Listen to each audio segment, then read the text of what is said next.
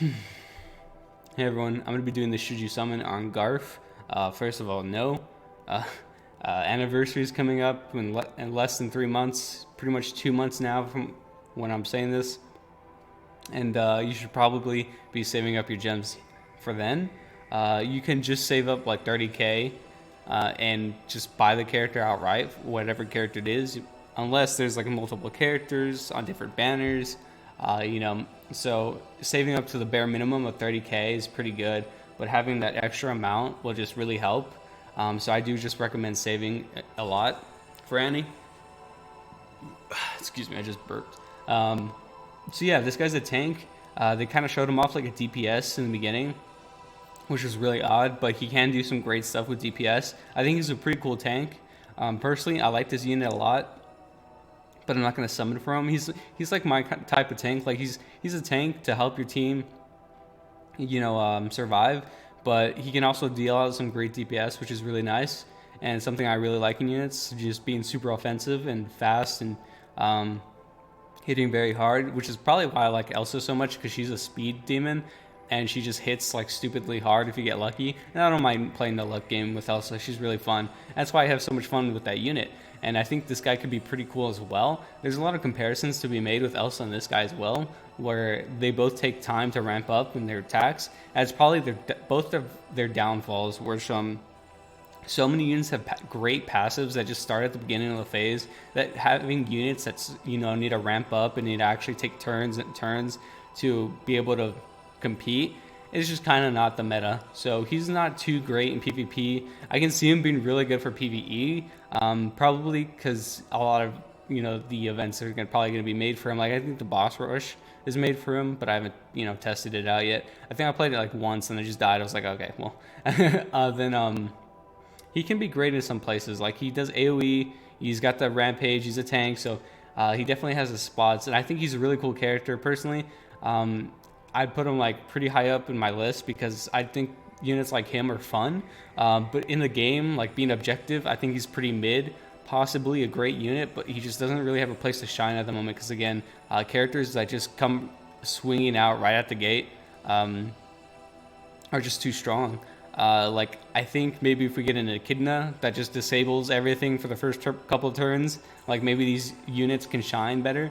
But I don't really see them being too prevalent in PvP anytime soon. So getting into his stats and his kit and everything real quick, we'll switch on over. Skill 1, basic, physically attacks a single enemy with 400% power, 100% chance of removing one debuff from self and giving himself rage for 3 turns. So this is pretty good, removing a debuff with a basic. That's pretty neat. Then we have his passive at the start of the turn, give self rage for 3 turns and a defense enhancement for 2 turns. Every 2 turns, remove all debuffs from self and recover 20% of maximum HP. This is a pretty sick passive. It's unfortunate that it's not start of phase, it's at the start of his turn, so it has to be his turn in order for this to proc, not the start of the battle. That holds him back a little tiny bit, but this is a pretty dope passive. Again, giving self rage, just benefiting off this new buff. He's kind of like the showcase unit. Whenever a new buff or debuff comes out, the character's kits are most likely like based entirely around that buff, kind of like Cover and Julius. And then you have like Sword Saint, where these buffs have been out forever, so she just stacks every single one of them on herself at the beginning of the turn. So like whenever you see again these new buffs and debuffs, the unit is most likely based around it. So yeah, Rage for 3 turns is pretty neat, just having that passively. Then you get 1 from basic, which is really nice because that's just benefiting this character. And then you get a bunch here. But again, the removing of all debuffs is pretty big as well. Again, though it can be blocked by distraction, which is distraction turns off passives if you didn't know. So that's the only debuff that would really matter, but unfortunately you can't remove it. So you can basically debuff this character all you want if you put distraction on him. So Warlord Mimi has been becoming so prevalent and just great overall. I'm glad I have her. Overall though, this is a pretty cool passive. I really dig it. Defense enhancement, just helping him out. Again, it doesn't matter if you're facing Rhines though, but it is what it is. Rhines aren't too prevalent. but they have been making a comeback recently. And then we have skill 3, starts off at 1 turn for 5 turn cooldown, and then I guess starts off at 1 at the very beginning. Physically attacks all enemies with 800% power and has 100% chance to reduce self cooldowns by 2, which is pretty dope. Increases action gauge by 50%, so as soon as he takes a turn, he's going to be getting a little faster each turn, but it is what it is. Again, you have to actually take the turn to get the 50%. Then give self rage for 3 turns. So this is just 1 rage? I thought it gave multiple rages. Give self rage for 3 turns. So you get 3 rage. You have 1 passively, then you get 1 from here. Wow, you have to really build up this character. I thought it was more. Wow, that sucks. So yeah, he can be pretty fun, but it kind of sucks that this isn't more. So it is what it is. He's not meant to be DPS at the end of the day. I just find that part of him really fun. He's a pretty solid tank. Removing all debuffs is really cool. Unfortunately, though, again, he can just be distraction. And if we're like, well, you can just run immunity on him, so he doesn't get distracted. Well, then what's the point of the passive if he's immune, you know? So it's kind of counterintuitive when you're coming up against distraction, but against any other enemy, this could be really dope and really fun. So maybe in a bunch of PvE scenarios, I can see this guy being easily a go-to tank, especially comboed with Bride Theresia. She can give cover, so that'd be pretty interesting with this guy. Also, he's an Amelia camp, so that allows him to be paired up with a lot more people and gives him a lot more options for memories. And overall is very good for the unit. Unfortunately, to the detriment of every other camp, unfortunately.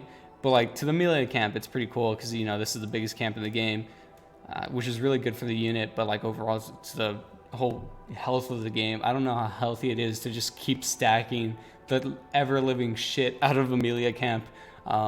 So it is what it is, but it's cool nonetheless. We have his bonus skills. Whenever you max out his skills completely, you get these bonuses. HP 10%, debuff resistance 20%, and then defense 30%. So it looks like you want to be building defense on this guy, which is really unfortunate because defense blows as a stat, in my opinion. I hate it. It's so lame. I'd rather have HP and defense flipped, and maybe this as an HP later skill as well, but it is what it is. Defense or debuff resistance is pretty solid, 55%. That's really nice. Although I would put it at 0 and just beg people to debuff me, then remove it with a passive. Although that'd be really shit if you're fighting distractions. So maybe not. But I think that'd just be funny. Leader skill, again, red allies, defense by 35%. Pretty solid. I don't know if we have one of those yet, but defense leader skills are kind of mid anyway, so it is what it is. HP is pretty solid at 15k. Nothing too crazy, but pretty good, especially because he's self-healing. Every turn he gets 20%, so that's really nice. Attack is 1k. Pretty decent for a tank unit, seeing how Elsa has 1.1k attack and this guy has 1k attack, so that's pretty solid. Defense is basically 1k. I don't know why they went with the 999, but I'll take it. Agility is pretty average. Excuse me. Then we have crit rate and crit damage, super standard, 50 and then 120. Then debuff success rate, 20%. Although I don't think he has any debuffs. So this is pretty useless, I think. That's what someone said. I don't know. Then we have physical. Then he is a demi-human.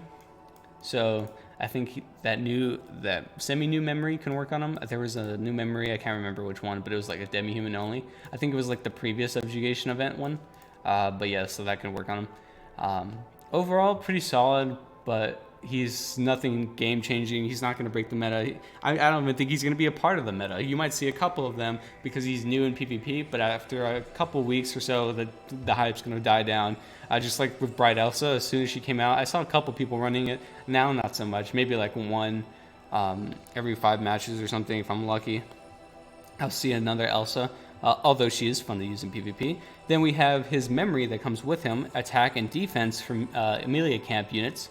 So it's an odd combination. I'd say one of these is pretty useless. 20% for each once they're awakened to silver. And then for gold, if unit is a melee camp at the start of a turn, there is a 100% chance that you will give yourself 20% action gauge. So this is like a discount idle memory basically, but for all melee camps. So it could be good on a lot of units, but at the end of the day, you know, you have the made memory, which works on a majority of pretty solid units in the game. So pretty good to fill like a void. Like I don't think we have too many action gauge memories, but overall nothing too crazy. I wouldn't rush to get this memory gold. I've seen people say that the Roz memory can work really good on him because it gives, I believe, HP and defense. Then it gives you resistance, I believe, if you're human. Oh wait, so that wouldn't work on Garf, but I think the stats are pretty solid overall. But yeah, so pretty good memory, but nothing you really need to like go too crazy over. And then we have this memory, which actually came with the free event, or the free shop, because it's not been an event yet. There's no event for some reason. But yeah, I just wanted to cover it briefly because I got the link, so might as well. This is 25% debuff success rate at gold. Pretty bad, seeing how I think the normal gold version of this, like a debuff memory, would be like 40%, I think. Or something crazy. I don't know. Let me open up the Discord really quick and see if I can find it. A memory. Let's see. It's probably going to be really old. I'm going to have to scroll very high up. Because debuff success rate, I'm pretty sure there's a free memory from the story that gives 30% success rate, already beating it, and 10% attack. So yeah, this one's, you start off at 20, then you gain 30, then you go 36, 40. Yeah, you get 50% if you gold this one here. So yeah, I can show you on screen. It just right there. So that one's 50% if you gold that one. So you're getting half of your value. I miss the days where these free-to-play ones would almost compete with the pay-to-play ones, but not quite make it. But now they're just, yeah, there's just a joke. So this one's a pretty cool picture. I like the picture, but overall it's nothing too crazy. And then Rage, by the way, I kind of should have saved this for last. Rage, by the way, stacks attack, so that's what you're giving your Garf, which is interesting for a tank unit, but it is what it is. We don't know the exact percentages. It could be the same as the attack one over here, which is 50%, but I think that's way too high personally. But I don't have this Garf. I haven't done any tests. I haven't seen too much of him in action, so we'll have to wait and see. I wish they would just give us the exact percentage, but it seems like they haven't, so it is what it is. But yeah, so now you know, just stacks attack. So the more buffs you have of this, the more you better watch out, or the more you better just use them to your full advantage. And yeah, that's gonna do it. Overall, don't summon. Probably shouldn't. Anniversary is close by. I'm gonna be doing a video on this banner as well. It'll probably be a lot shorter. Also, don't summon unless you're probably a new player re-rolling, or your account's very like 1 month old. Then it's probably safe to summon here. But otherwise, I would say no to both of these. So. Yep, that's going to do it for the video. Good luck on your pulls if you do decide to pull, since Garfield is your favorite character, hopefully. And yeah, I'll see you guys in the next video. Later.